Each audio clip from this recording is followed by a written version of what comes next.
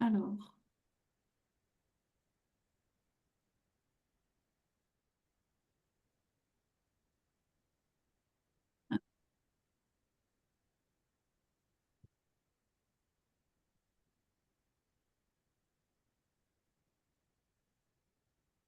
bonjour à tous, bienvenue.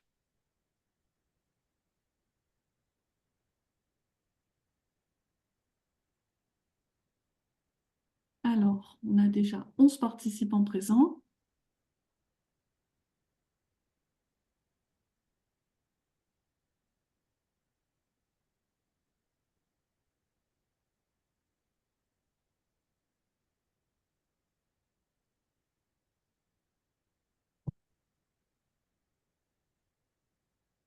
Douze heures trente. Donc, on va se laisser quelques minutes pour que tous les participants puissent se connecter.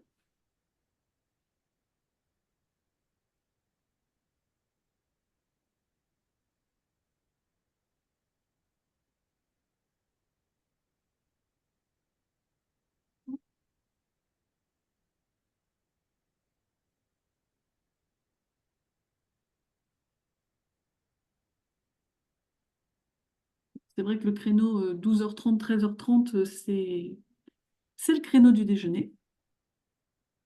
C'est ça.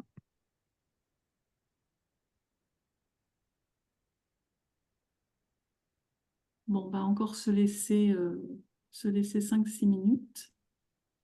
Oui, il y a toujours des retardataires. Oui, oui, oui, tout à fait. On a les petites minutes de politesse. Exactement.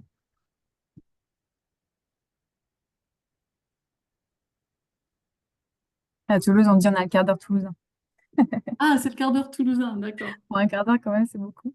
Bah, un quart d'heure, ça ferait beaucoup. Compte tenu du délai qu'on s'est laissé, ça va être compliqué un quart d'heure.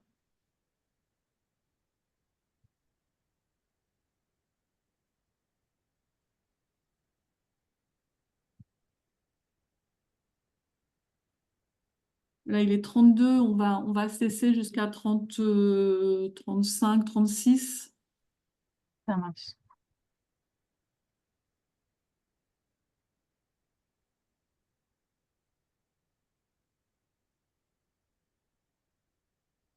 Ça arrive, ça arrive.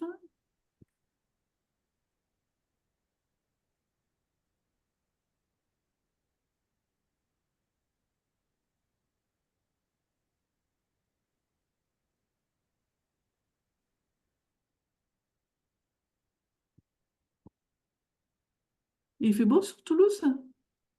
Non, pas du tout. Peu, Bon, peu. ça va alors, on n'est pas les seuls. Je crois que c'est dans toute la France, hein. Ah oui, oui, oui.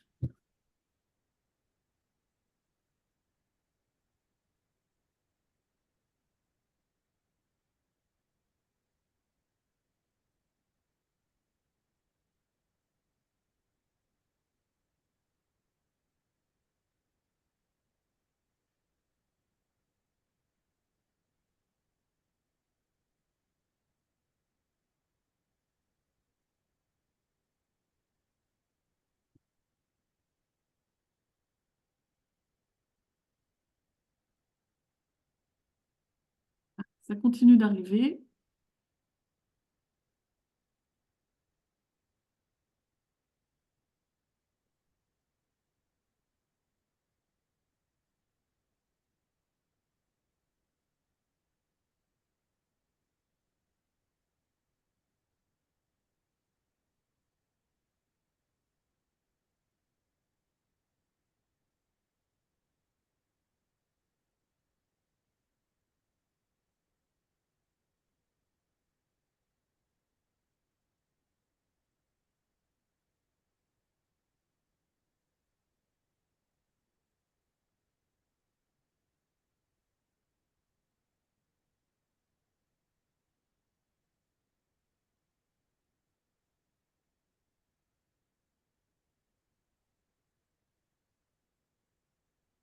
Bon, et 34, on va se laisser encore 2 petites minutes avant de démarrer. Ils me rejoindront en cours de route, sinon. Oui, oui, oui, oui, oui. Et Ah, puis on mettra à disposition de toute façon la vidéo, donc les retardataires pourront rattraper. Et voilà, il est 34.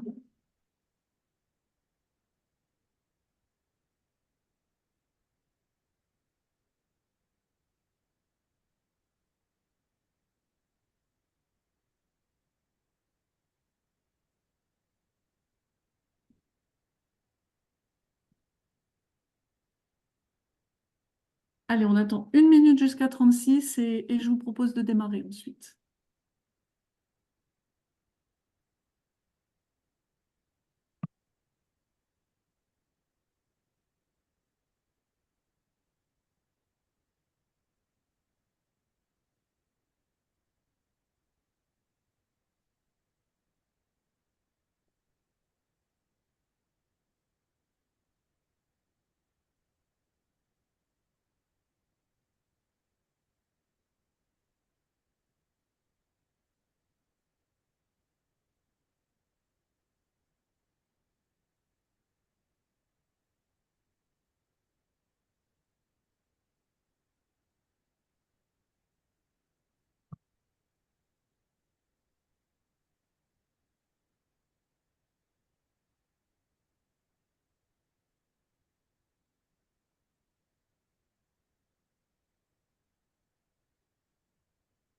Ok, il est 36. Si ça vous va, Laurane, Eliane, je vous propose de démarrer.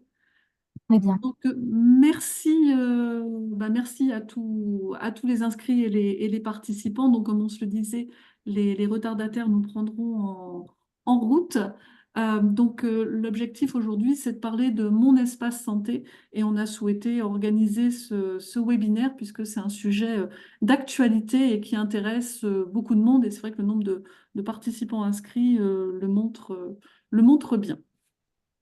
Donc, on va prendre ce temps, on s'est donné 1 heure entre 12h30 et 13h30 pour parler de mon espace santé. Donc, ce webinaire s'adresse à la fois aux usagers que nous sommes, puisque nous sommes tous utilisateurs de notre espace santé, et aux professionnels que nous sommes également. On a prévu une séance de questions-réponses à la fin de la présentation, de manière à ne pas emboliser en fait chacune des parties. Donc, on vous laissera vous exprimer et poser toutes les questions que vous avez en fait à la fin de cette présentation. Donc, les micros et les caméras sont coupés. Donc, j'ai vu qu'effectivement c'était le cas. Merci beaucoup. Et ce webinaire est enregistré. À l'issue de la présentation, on transmettra à tous les inscrits le lien vers, vers la vidéo et on transmettra également le support qui a été préparé, puisqu'il y a un certain nombre d'informations et de liens qui vous seront utiles. Donc voilà, on transmettra tout ça à l'issue de la présentation. Et la vidéo, vous pourrez la retrouver également sur la chaîne YouTube de William. Les participants à ce webinaire merci beaucoup de votre présence, sont Laurane Bousson, coordinatrice, ambassadrice Mon Espace Santé en Occitanie, et Eliane Ramamon-Gissoa, qui est animatrice territoriale en Occitanie, Mon Espace Santé. Et donc, c'est leur quotidien, c'est votre quotidien, Mon Espace Santé. Donc, merci de votre participation et moi-même, Nathalie Magnier, consultante William. Alors, pour démarrer, 2 petits slides, donc je ne vais pas rentrer trop dans le détail, mais simplement pour préciser, puisque tout le monde ne connaît pas forcément William, dire quelques petits mots de William. Donc, William, nous agissons, on est entité La Poste Santé Autonomie depuis juillet 2023, et nous agissons au cœur de la santé depuis plus de 15 ans, puisque cela date de 2008. Et notre vocation, notre raison d'être, c'est vraiment d'apporter de l'expertise et d'apporter, d'éclairer, d'être le partenaire de tous les acteurs en fait, du secteur de la santé à travers nos 50 consultants experts sur ce secteur de la santé, puisqu'on travaille exclusivement que dans le secteur de la santé. Et par an, il faut noter qu'on accompagne environ 400 projets. Si on passe à la slide suivante, voilà. On est fiers effectivement d'accompagner le secteur de la santé et notamment notre expertise porte sur principalement les établissements donc, sanitaires et médico-sociaux, euh, également sur les institutionnels, mais principalement nous accompagnons les établissements sanitaires médico-sociaux avec une expertise autour des groupements et des GHT. Et particulièrement depuis le Ségur, on accompagne sur les projets ESMS numériques et sur les projets Ségur sanitaire SONES qui ont pour objectif de démarrer, de mettre en place et de travailler sur les services socles, ces services socles, messagerie sécurisée et DMP, qui ont un apport dans l'usage de mon espace santé, puisque c'est ce qui va permettre de donner du contenu et d'apporter en fait de la matière et de l'intérêt pour tous les acteurs que nous sommes de notre santé. Donc, mon espace santé, on est pleinement investi et impliqué dans la mise en œuvre de mon espace santé. Et je vais vous laisser la main, Laurane, pour présenter mon espace santé. Tout à fait. Donc, bonjour à tous. Donc, tout d'abord, pour commencer, je vous propose une toute petite question et que vous pouvez répondre dans le chat si je ne dis pas de bêtises. Tout à fait. Qui a ouvert son espace santé déjà?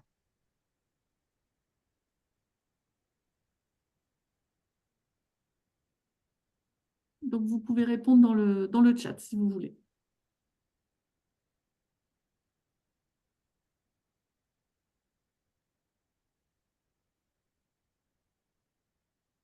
Ah, question-réponse. Ah, on a... OK, c'est ouvert pour Éline Meruex. Ah, Bon, c'est une j'imagine que d'autres... question-réponse. Ouais, pour l'instant, on a une seule réponse. Bon, j'imagine que pour d'autres... Ah, voilà, ça y est. Pas bien, oui, Oui, c'est bon. oui. Donc, finalement, pas mal de monde a déjà ouvert mon espace santé. En tout cas, à titre personnel, je l'ai fait.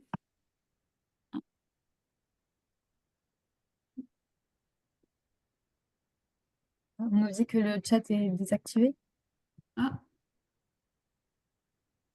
je me tourne vers mon technique. Le chat est désactivé apparemment. Bon, sinon, vous pouvez répondre dans QR. Apparemment, ça fonctionne.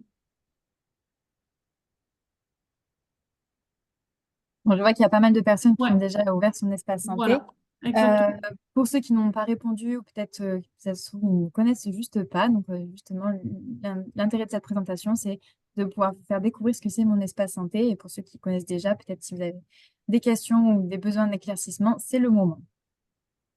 Alors, hop. Donc, si je commence par rapport à l'origine de mon espace santé, donc initialement, il existait le DMP, le dossier médical partagé. Je pense que ça doit vous parler. Initialement, voilà, l'idée, c'était de pouvoir partager tous les documents de santé entre les professionnels de santé. Donc, c'était à l'initiative de l'usager ou du patient de créer son DMP.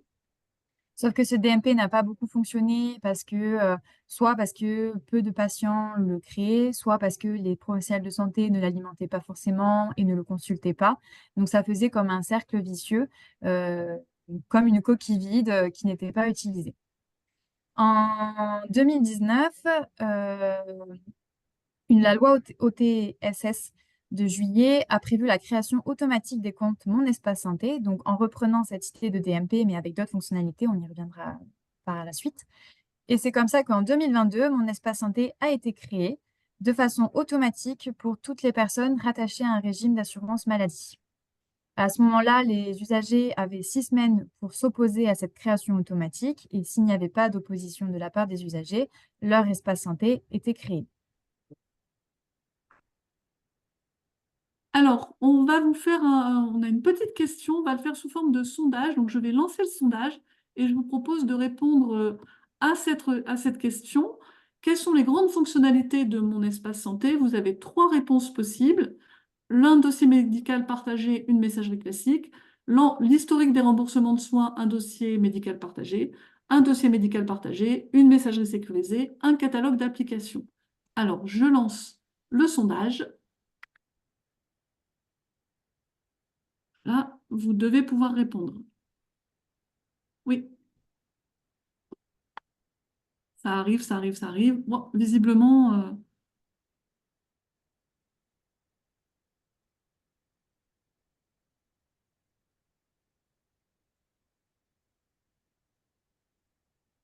alors on va laisser encore quelques petites secondes. On est à la moitié des participants, les trois quarts qui ont répondu.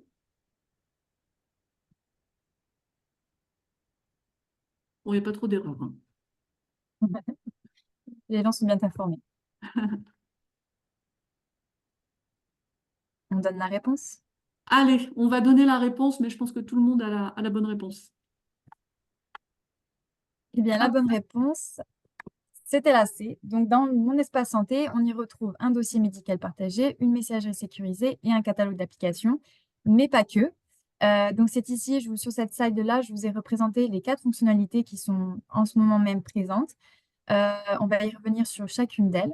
Et il y a une 5e fonctionnalité qui est l'agenda, qui est tout en bas, qui normalement devrait bientôt arriver début avril. Donc, c'est vraiment tout frais. Mais ça, on ne s'arrêtera pas dessus parce que pour l'instant, ça n'existe pas. Mais voilà, sachez qu'il y a donc 5 fonctionnalités dans mon espace santé. Donc, si je commence par la première, pardon. Donc, la première, c'est le dossier médical. Le dossier médical, c'est l'espace document ou le dossier médical partagé qu'on y retrouve, qu'on le retrouve. Ce dossier médical permet la consultation et l'alimentation de documents de santé du patient ou de l'usager. Cet espace-là, c'est uniquement, enfin, c'est d'abord en premier lieu le professionnel de santé qui l'alimente. Et dans un second temps, l'usager lui-même peut rajouter des documents s'il estime nécessaire. Un scan ou une photo suffit très bien. Donc dedans, on y retrouve voilà, des ordonnances, des comptes rendus d'hospitalisation, des comptes rendus d'analyse biologique. Euh, et tout ça est trié en fonction de l'usager, comment il veut agencer un peu tous ces documents de santé.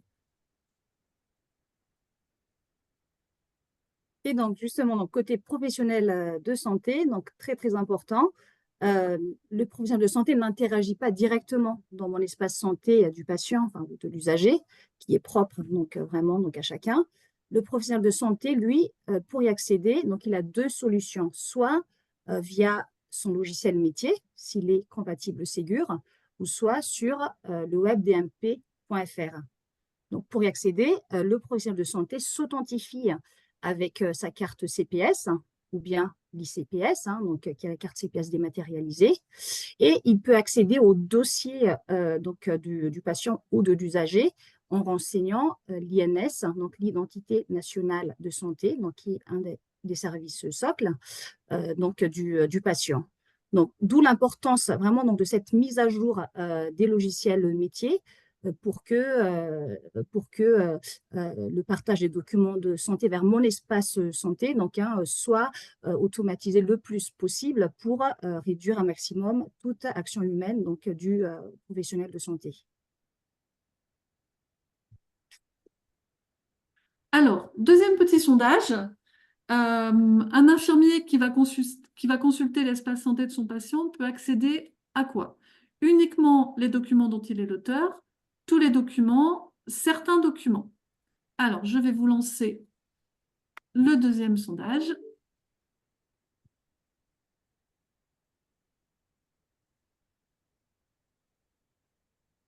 Ah, là, c'est partagé.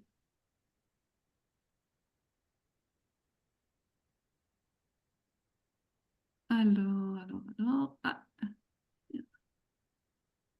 Ah, c'est partagé. Alors, on va laisser encore quelques petites secondes de sondage.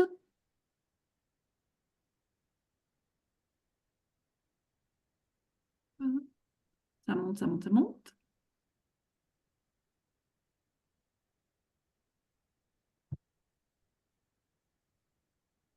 Alors, je vous propose d'arrêter le sondage. Ouais, on est aux trois quarts des répondants.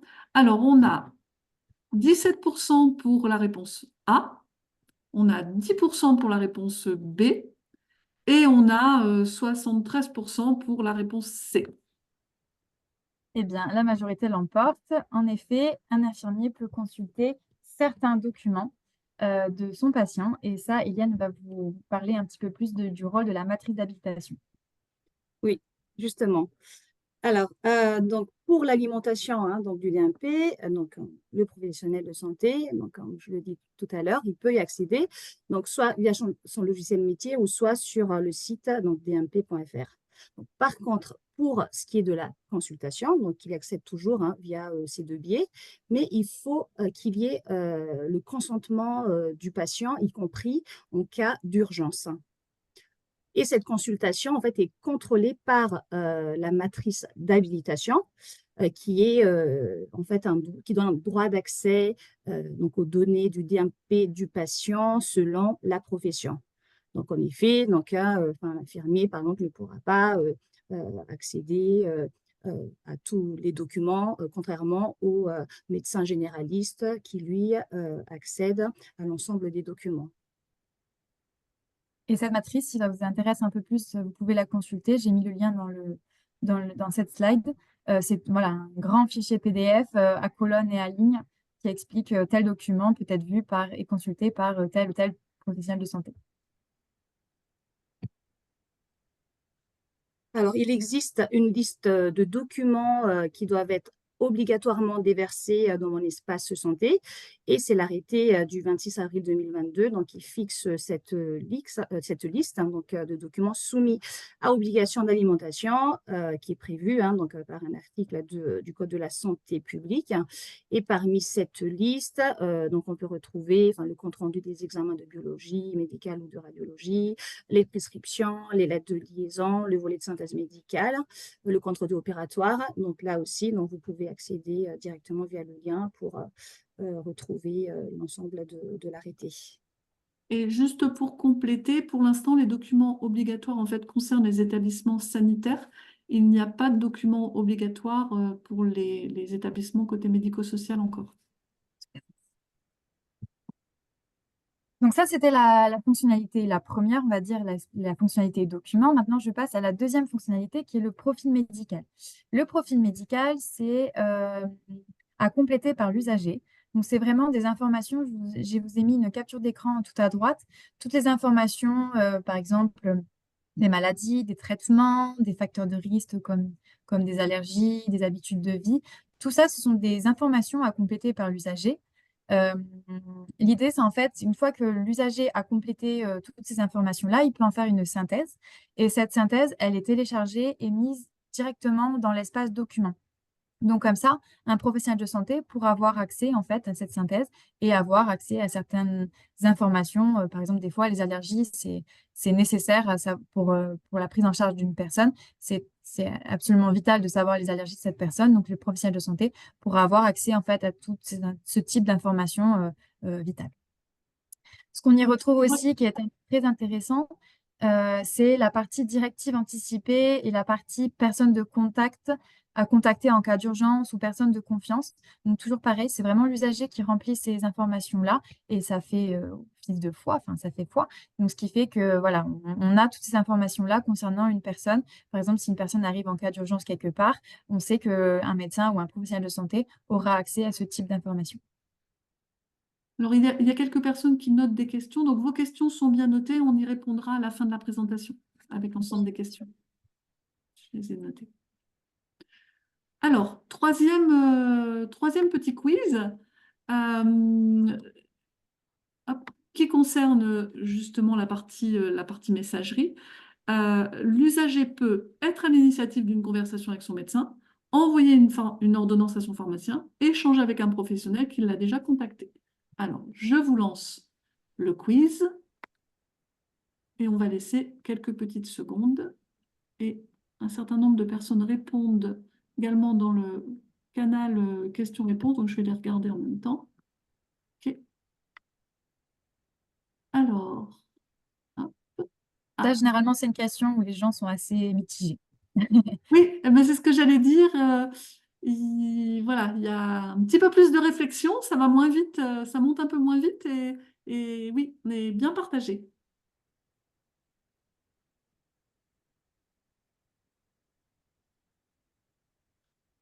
Alors, on va arrêter le... Ah, Bon, ça continue. Alors, on va laisser encore 2-3 petites secondes.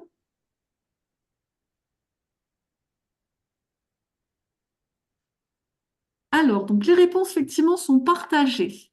Quasiment à équivalent, on a la réponse A et la réponse B. Et on a une grosse majorité pour la réponse C, échanger avec un professionnel qui l'a déjà contacté. Eh bien, la majorité l'emporte. Donc, effectivement, si je donne les réponses, il y avait 2 bonnes réponses. Dans la rubrique messagerie, on peut envoyer une ordonnance à son pharmacien et échanger avec un professionnel de santé qui l'a déjà contacté, mais on ne peut pas être à l'initiative d'une conversation.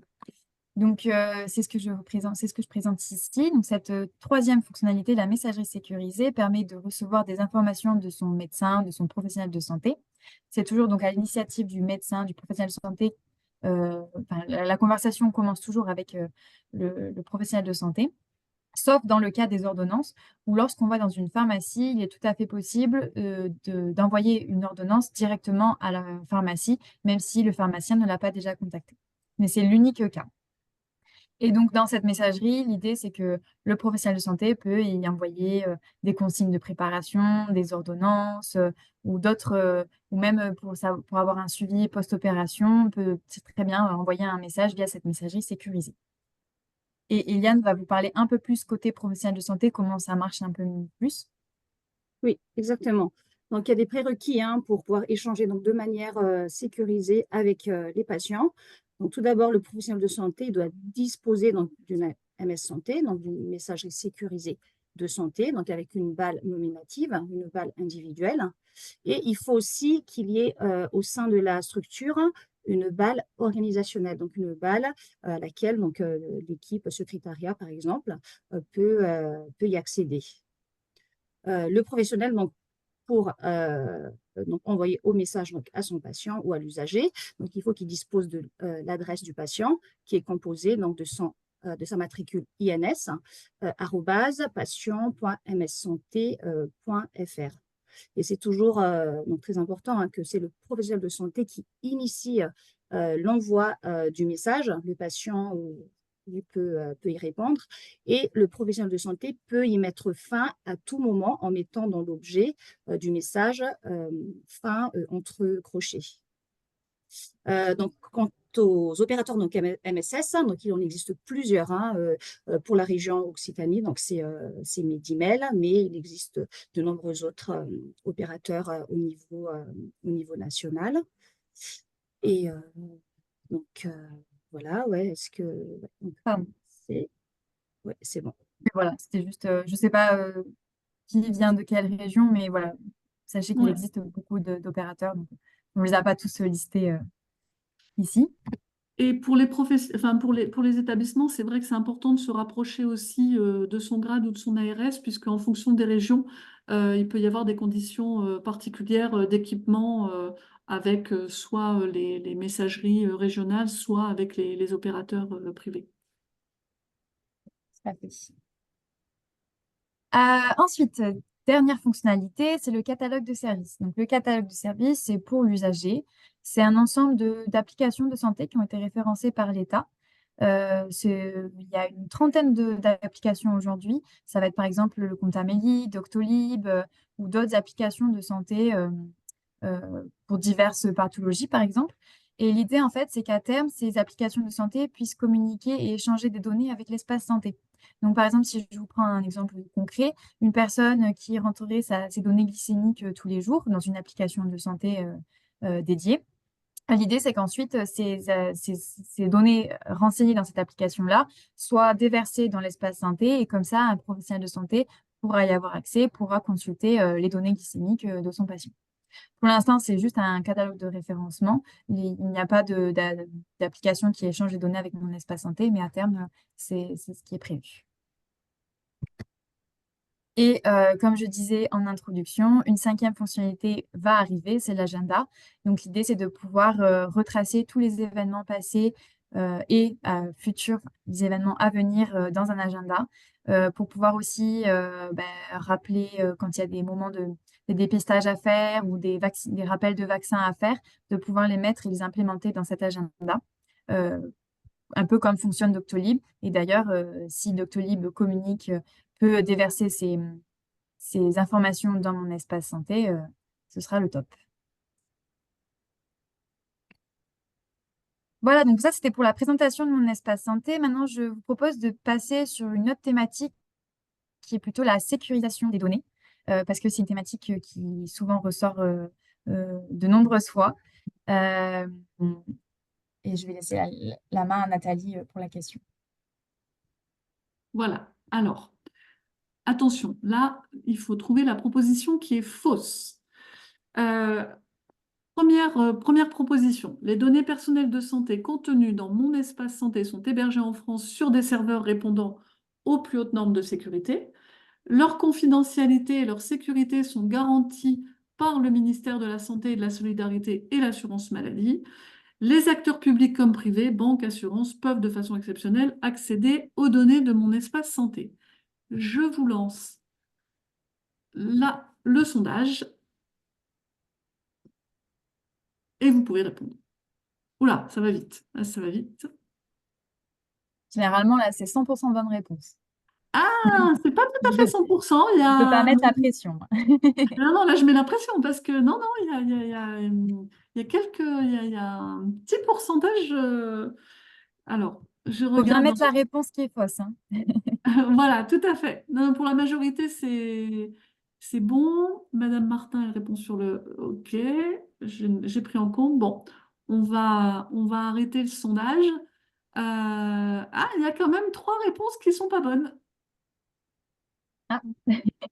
Eh bien, la bonne réponse, c'était la fausse réponse, pardon.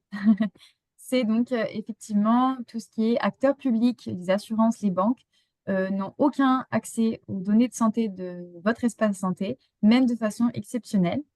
Donc pour ça, je vais revenir sur 3 penchants. Donc déjà par rapport à la sécurité du produit. Donc comme s'il s'agit de données personnelles médicales, euh, les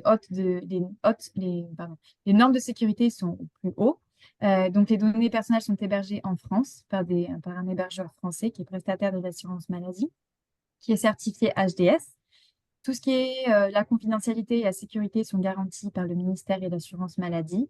Et il y a un très fort accompagnement de la CNIL et de l'Agence nationale de sécurité des systèmes d'information. Et il faut que vous sachiez que de nombreux audits sont effectués régulièrement. Dès qu'il y a une mise à jour, dès qu'il y a des changements dans l'outil numérique, des audits sont effectués. Concernant la sécurité de l'accès à l'usager, pour ceux qui ont activé leur compte, vous devez probablement le voir. Lorsque vous avez activé votre compte, à chaque fois que vous vous connectez, vous recevez un code provisoire par téléphone. Donc, non seulement il y a l'identifiant, le mot de passe, bon, ça c'est une sécurité classique, mais en plus, il y a un code provisoire qui est généré à chaque connexion. Et même par rapport à l'activation du compte, voilà, il faut renseigner le numéro de sécu, le numéro de série de la carte vitale. Il y a aussi là, à ce moment-là, un code provisoire qui est généré. Donc, l'accès au niveau de l'usager est très sécurisé.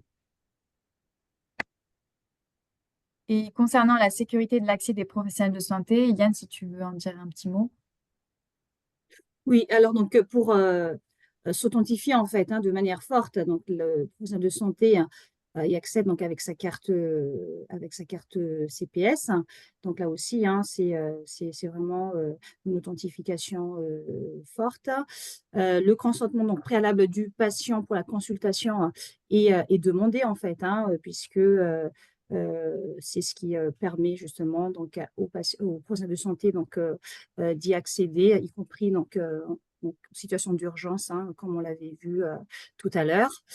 Et également, donc, on a vu la matrice d'habilitation permet de régler aussi, enfin de donner accès qui a droit aux données du DMP du patient selon la catégorie professionnelle donc du professionnel qui va sur le dossier du patient. Et chaque accès est tracé puisque le patient, donc dans mon espace santé, est alerté en fait, reçoit une notification à chaque fois qu'un professionnel de santé accède à son dossier médical. Il en est notifié et le patient d'ailleurs aussi. Enfin, il a la possibilité de bloquer un professionnel. Donc voilà, il y a vraiment ce volet sécurité qui est très, très importante, hein. À savoir que même quand un professionnel de santé dépose un document, l'usager reçoit aussi une notification. Donc, non seulement quand il y a une consultation, l'usager reçoit une notification, mais dès qu'il y a un dépôt d'un document ou dès qu'il y a un message, il y a aussi une notification. Je vous propose pour cette troisième partie d'aborder quelques cas d'usage. Alors, j'en ai mis plusieurs. Pour ceux qui ça intéresse, vous pourrez voir un peu plus en détail en profondeur. Là, je vais en évoquer juste un ou deux. Déjà, de un, ce qui peut être important de savoir, c'est qu'on peut rattacher le profil de ses enfants. Vous avez votre profil classique et vous pouvez avoir des sous-comptes, des sous-profils, on va dire. Ce sont celui de vos enfants jusqu'à qu'ils aient 18 ans. Comme ça permet de regrouper aussi tous les documents de santé de la famille. Ça peut être très pratique. Moi, je vais m'arrêter sur un cas d'usage ici. Donc là, c'est le cas d'usage d'une femme enceinte. Donc, par exemple, une femme enceinte qui peut recevoir via la messagerie sécurisée des recommandations de son médecin traitant, qui peut recevoir aussi via cette messagerie sécurisée des exercices de préparation à l'accouchement envoyés par sa sage-femme. Une femme enceinte fait beaucoup d'analyses, beaucoup d'examens, pardon. Donc, le laboratoire, à ce moment-là, alimente le DMP de cette femme enceinte. Comme ça, en même temps, le médecin peut suivre et consulter les analyses qui ont été effectuées. Également, tout ce qui est les examens d'échographie, tout ça, c'est déversé dans l'espace santé de cette femme enceinte. Donc, elle a en quelque sorte, voilà, comme un carnet de santé numérique, où elle retrouvera tout l'ensemble de ses examens liés à sa grossesse et à la naissance de son futur enfant. Et là, j'ai un autre cas d'usage. Donc là, ce serait plutôt pour une personne senior qui vit toute seule chez elle. Donc là, c'est l'histoire d'une aide-soignante qui vient voir cette femme âgée, donc, qui s'appelle Irène. Elle vient la voir. Irène a une plaie. Donc, ce que fait l'aide-soignante, c'est qu'elle va prendre en photo cette plaie. Elle va l'envoyer via la messagerie sécurisée à l'infirmière. L'infirmière regarde ça, vient la voir à domicile en parallèle. L'infirmière se dit qu'il faudrait peut-être donner des médicaments. Donc, elle soumet une prescription au médecin via toujours la messagerie sécurisée. Le médecin qui voit la plaie, qui voit la prescription de l'infirmière, se dit que c'est une bonne méthode. Donc, il commence à écrire une ordonnance qu'il envoie via la messagerie sécurisée au pharmacien. Et en parallèle, il met cette ordonnance sur le DMP de Irène. Et comme ça, ensuite, l'infirmière peut passer directement à la pharmacie parce que la pharmacie a reçu donc, cette ordonnance du médecin via la messagerie sécurisée et peut récupérer les traitements et la mener directement à cette personne âgée. Voilà, là, c'était un cas d'usage où la messagerie sécurisée est utilisée et le DMP également. Ici, je vous ai mis une petite vidéo de 3 professionnels de santé, donc un chirurgien bariatrique, un médecin généraliste et une sage-femme qui témoignent sur l'utilité pour eux en tant que professionnels de santé sur l'espace santé. Vous pourrez la voir si ça vous intéresse. Et je vais m'attarder sur un dernier cas d'usage qui est le mode d'urgence. Donc, quand vous activez votre compte, vous acceptez ou vous refusez que les professionnels de santé aient accès à vos documents de santé d'une part. Et ensuite, vous autorisez ou vous refusez que des personnes qui vous prennent en cas d'urgence aient accès à vos documents de santé. Quand vous autorisez ceci, ça signifie qu'un professionnel de santé pourra avoir accès à l'intégralité de vos documents de santé compris dans votre espace santé, y compris les documents qui ont été masqués, y compris les documents dont ils n'auraient pas en temps normal accès, puisque leur rôle et leur profession ne leur permettent pas d'accéder à vos documents de santé. Donc, ce cas d'urgence, c'est vraiment pour pouvoir permettre à une personne qui vous prend en cas d'urgence d'avoir accès à l'intégralité de vos données de santé. Et évidemment, cet accès en mode urgence est tracé. Quand il s'agit d'un médecin régulateur, il n'a pas besoin de justifier pourquoi il vous prend en cas d'urgence, mais quand c'est un autre professionnel de santé, il doit toujours justifier pourquoi il a accédé à votre dossier médical en mode urgence. Donc ça, c'est vraiment un cas d'usage très, très important. Pour la petite anecdote, moi, j'ai rencontré un médecin urgentiste il y a 2-3 mois qui m'expliquaient qu'ils avaient mis 15 minutes à retrouver des analyses de sang d'un patient qu'ils avaient admis en urgence, le temps de retrouver le médecin traitant qui envoie ensuite euh, que le médecin traitant communique les coordonnées du laboratoire qui avait fait ces analyses de sang. Voilà, les analyses de sang étaient arrivées 15 minutes après qu'il les ait demandées, donc des fois, ça peut être très fatal.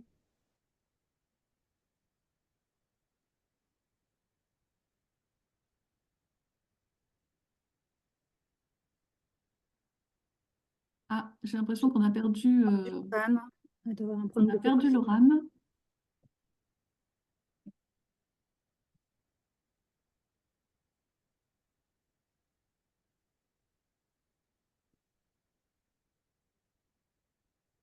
Alors, alors.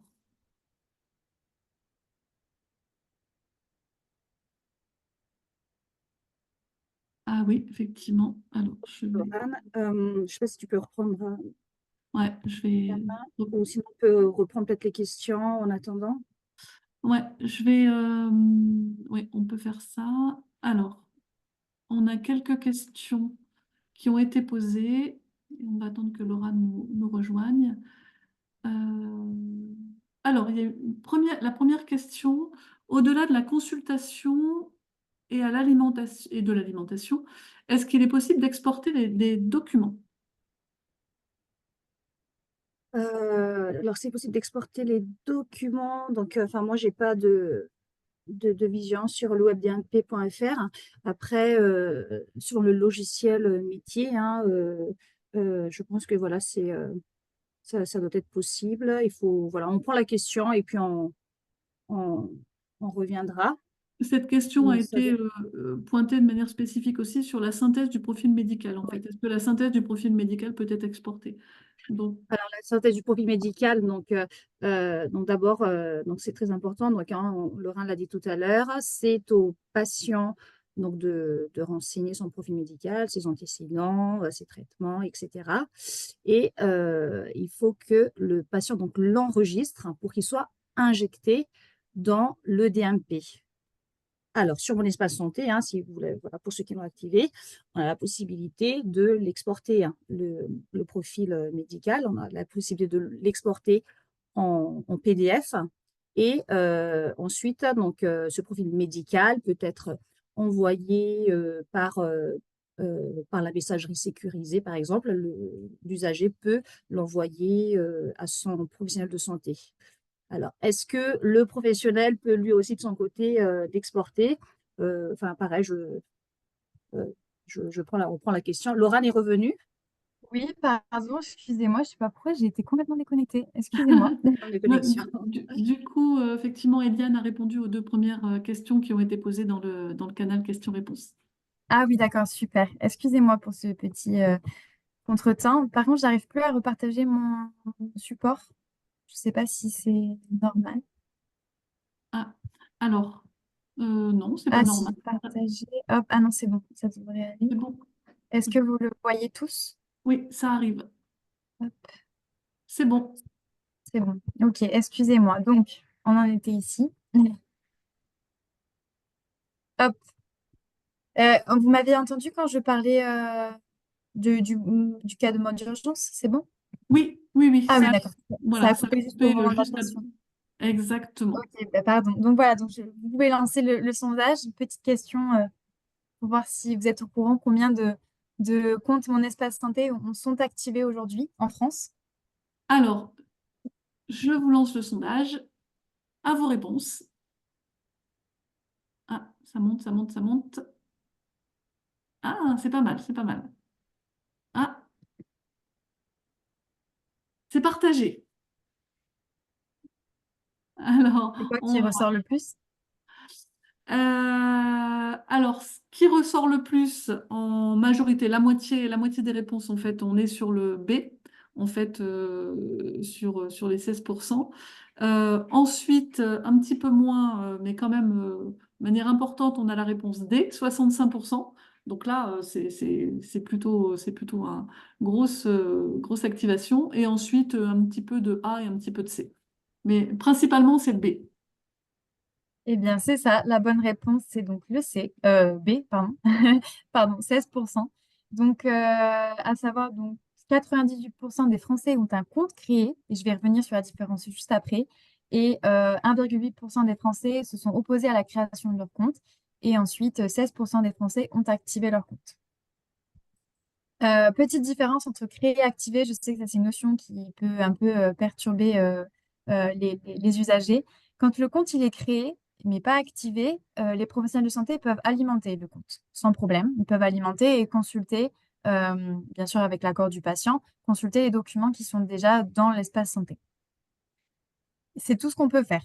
Mais une fois que le compte il est activé, c'est là où le patient, l'usager, a la main sur ses données de santé. Il peut donc déjà voir ce qui a été mis sur son espace santé, consulter les documents, il peut compléter son profil médical dont je vous parlais tout à l'heure. Il peut lui-même rajouter des informations, prendre en photo des documents, rajouter des informations. Et surtout, il peut bloquer des professionnels de santé s'il veut en bloquer, il peut masquer des documents s'il veut en masquer. Toutes ces données-là sont ces données de santé, donc c'est à ce moment-là, quand le compte est activé, qu'il peut prendre la main sur ces données-là. Maintenant, si je vous prends quelques chiffres pour que ça vous parle un petit peu plus, comment en France, où s'installe la dynamique, en tout cas, de mon espace santé. Donc, à savoir qu'en France, 50 000 médecins libéraux sont équipés aujourd'hui, donc c'est-à-dire qu'ils peuvent consulter et alimenter le dossier de leurs patients, leur dossier médical de leurs patients. 2000 établissements de santé, donc presque 80% de l'activité hospitalière de France, sont équipés également. 2 tiers des laboratoires de biologie médicale de ville et 7/10 des sites de radiologie. Et c'est aujourd'hui un document sur 2 qui est envoyé de façon automatique sur l'espace santé du patient. Donc c'est une forte dynamique qui ne fait que augmenter. Si on compare par rapport à l'année 2022, les actions de sensibilisation auprès des usagers, parce que je sais que c'est ça qui pêche un peu beaucoup aujourd'hui, c'est que les patients ne sont pas forcément au courant de ce que c'est, ou en tout cas ne comprennent pas forcément tous les tenants et les aboutissants de cet espace santé. Donc sachez que voilà, les actions de sensibilisation entre 2022 et 2023 ont été quadruplées, que c'est plus de ça fait fois 11 personnes sensibilisées entre 2022 et 2023 et fois 5 entre le nombre de comptes activés en 2022 et le nombre de comptes activés en 2023. Donc ça, pareil, c'est en constante évolution sur tout le territoire de la France. Pour que vous sachiez un petit peu, les objectifs nationaux seraient d'atteindre les 30% d'activation de compte Mon Espace Santé d'ici fin 2024 et de pouvoir sensibiliser presque 16 000 personnes chaque mois. Ce seraient des objectifs idéaux euh, pour bien informer la population sur Mon Espace Santé. Ici, je vous ai mis les évolutions à venir de mon espace santé. Donc, c'est à titre indicatif. C'est pour peut-être vous informer s'il y a des choses que vous voyez qui sont intéressantes. Et s'il y a des choses d'ailleurs que vous voyez qui seraient intéressantes de faire évoluer au sein du produit. Moi, je suis toute preneuse de tout retour concernant des évolutions produits. N'hésitez pas à nous en faire part. Mais voilà, sachez que il y a un fort enjeu sur les messages clés de prévention à venir, d'améliorer la sécurité encore et encore de l'espace santé et d'ajouter des fonctionnalités, par exemple, ce qui est celle qui aide beaucoup, qui est en tout cas très attendue, c'est de pouvoir déléguer à un proche aidant l'utilisation de mon espace santé au même titre qu'on a les enfants rattachés à son profil. Ce serait d'avoir pour la personne aidante, d'avoir le profil de la personne aidée rattaché à son profil. Voilà, c'est des évolutions à venir. Je ne vais pas m'y attarder, mais vous pourrez regarder ça tranquillement. Ensuite, je voulais juste vous soumettre quelques idées que vous pouvez mettre en place au sein de vos structures si c'est quelque chose qui vous paraît pertinent. Ça peut passer pour pouvoir sensibiliser votre public, vos usagers ou vos patients. On peut mettre en place des stands de sensibilisation, des actions de communication à travers des flyers, des affiches, des vidéos. Ça peut être aussi des ateliers collectifs. Voilà.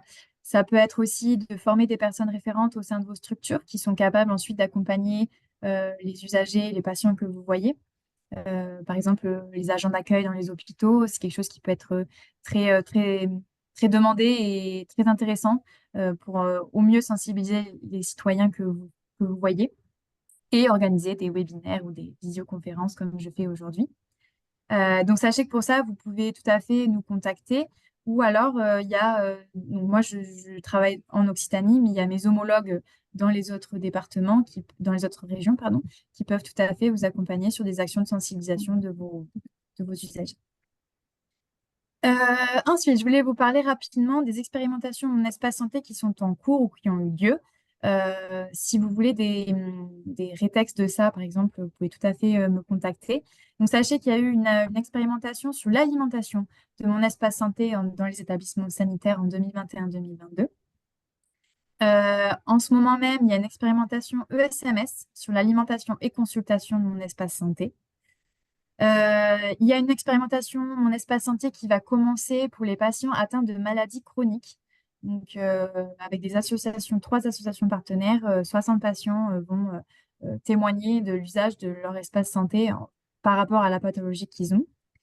Et une expérimentation, cette fois, sur la consultation de mon espace santé en établissement sanitaire qui débute là, début avril. Voilà. Donc, si c'est des rétextes qui vous intéressent à avoir, si vous voulez en savoir un peu plus sur ces expérimentations, elles sont très intéressantes parce qu'on a beaucoup de feedback, on a beaucoup de retours par rapport à l'utilisation de mon espace santé en fonction des cas par cas. Donc, c'est très intéressant. Si jamais ça vous intéresse, n'hésitez pas aussi à nous contacter. Et l'expérimentation dans le médico-social aboutira en décembre, si je ne dis pas de bêtises, avec une remontée intermédiaire qui devrait être faite sur juin. Ouais, c'est ça. Mm. Et enfin, dernière petite partie, pour plutôt la partie contact, déjà pour vos usagers, sachez que donc il y a la plateforme 3422, c'est des personnes qui sont au bout du téléphone, qui peuvent vous répondre sur des questions techniques, s'il y a des problèmes, s'il y a des remontées à faire au sein du produit, n'hésitez pas à vous les appeler. La plateforme Helios pour les malentendants et les sourds. Et puis tous les conseillers France Service, les conseillers numériques de France sont formés sur mon espace santé et peuvent aider les usagers à activer leur compte si jamais ils sont en difficulté numérique. Et enfin, il existe le réseau des ambassadeurs. Donc ce réseau, c'est un réseau de tout type de profil, de tout type de personnes qui souhaitent sensibiliser ou accompagner des usagers à comprendre un peu mieux ce que c'est mon espace santé. Donc en Occitanie, il y a un réseau de 150 ambassadeurs, mais dans les autres régions, c'est aussi pareil. Pour ça, soit vous pouvez les contacter via le lien que j'ai mis ici. Et justement, dans ce réseau des ambassadeurs, c'est là que ça peut être intéressant si vous voulez mettre en place des actions de sensibilisation, de communication sur mon espace santé. Vous pouvez tout à fait contacter ce réseau des ambassadeurs pour voir ce qui peut être mis en place pour au mieux sensibiliser les usagers à mon espace santé. Voilà. Merci. Voilà. Merci beaucoup. Merci Laurane et Eliane. Et merci beaucoup effectivement pour votre attention. Donc maintenant, je vous propose de passer aux questions. Il nous reste 10 petites minutes. Alors, déjà, les questions qui ont été posées dans le canal questions. J'ai une première question sur le cas d'usage médico-social. Qui gère l'alimentation, le recensement des coordonnées de l'équipe de soins autour de la personne? J'ai pas tout à fait compris la question. Qui gère l'équipe Alors, vous pouvez peut-être compléter votre question. C'est Rokaya Thiam. Peut-être ouvrir votre micro et compléter votre question.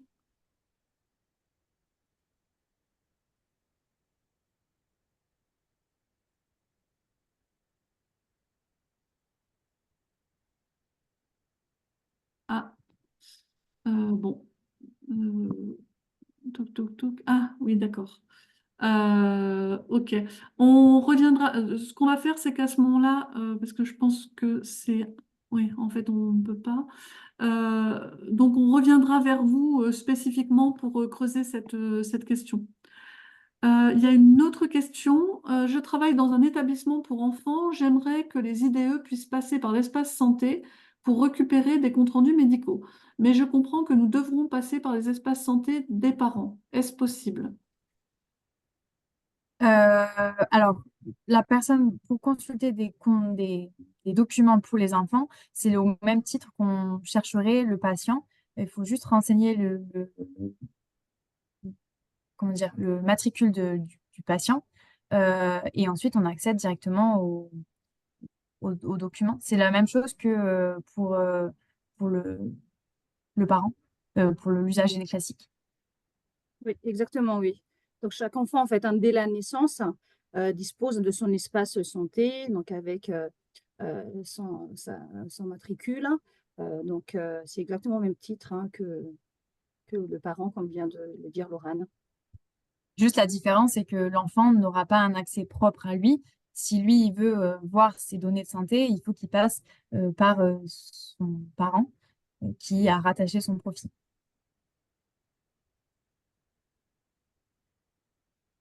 Est-ce que vous avez des questions complémentaires? Je ne vois pas d'autres questions dans le canal questions. Ah, ah, bon.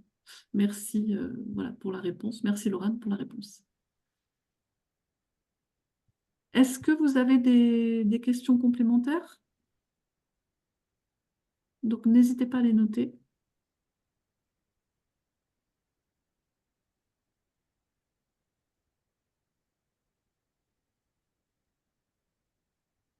Je ne vois pas de questions, je ne vois pas de questions complémentaires. C'est que c'était très clair.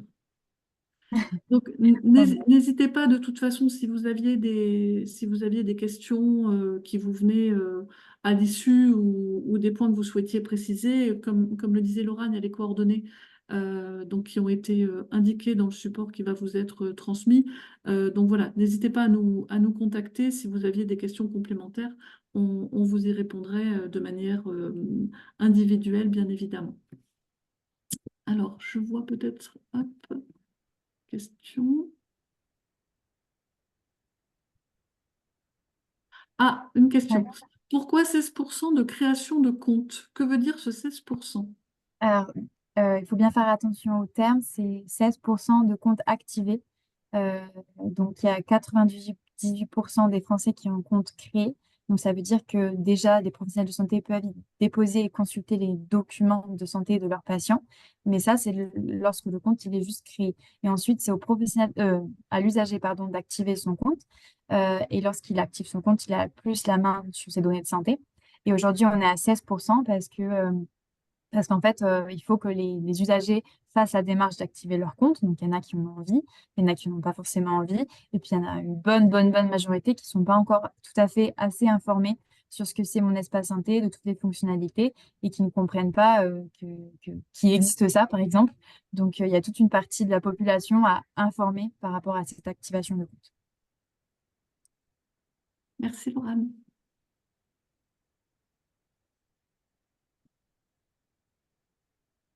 Mais écoutez, s'il n'y a plus d'autres questions, il est 27, donc on va arriver au bout du temps imparti. Donc, merci beaucoup de votre présence. Donc, comme dit, on va vous transmettre le lien vers la vidéo en replay et le support. Et puis donc, n'hésitez pas, effectivement, si vous avez des questions complémentaires derrière, à, à nous contacter. On vous y répondra. Et un grand merci, Laurane et Eliane, pour votre contribution et pour vos explications très claires et très intéressantes. Ben, merci beaucoup à vous pour l'invitation et d'avoir permis de faire ce webinaire ensemble. Très Merci, top. je vous souhaite une très bonne après-midi à tout le monde et à très bientôt. Merci beaucoup. Bonne journée à tout le monde.